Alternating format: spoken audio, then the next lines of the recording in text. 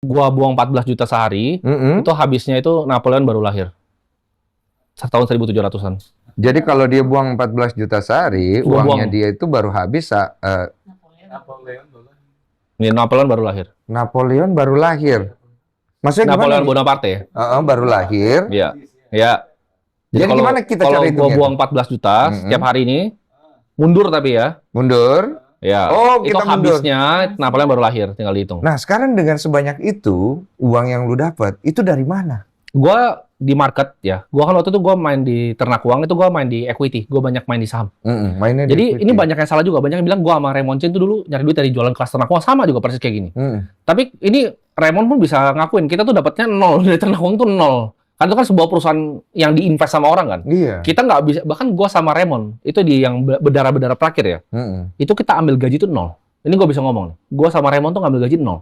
Oh. Jadi kita make nothing. Raymond tuh dapat duit dari endorse, gua waktu itu main saham. Nah dari situ duitnya waktu itu gue punya beberapa miliar yang dari awal di sini itu gue gulung. Waktu itu sampai sekitar jadi 30 miliar.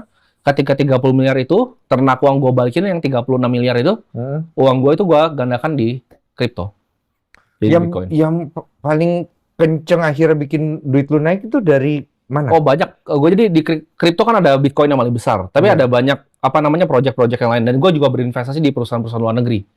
Seperti MicroStrategy, itu perusahaan yang beli Bitcoin di neracanya. Jadi lu banyak menghabiskan waktu tuh di depan komputer itu, lu liatin satu-satu. Iya, betul. Pernah tumbang nggak?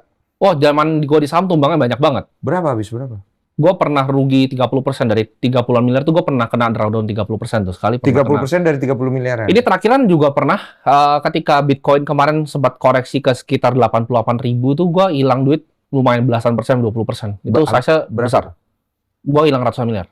Serius lu? Floating tapi ya. Jadi Floating, bukan realisasi tapi floating loss. Floating. Balik nggak? Balik kan sekarang udah balik. Harganya udah balik. Nggak deg-degan lu main begituan? Enggak, karena gua tahu apa yang gua lakukan. Jadi ketika Bitcoin 16.000 di tahun 2022, gua tuh bikin Instagram story dan gua taruh di sana. Gua beli nih 16.000. Waktu itu gua beli sekitar 39 miliar dan gua publish. Kok.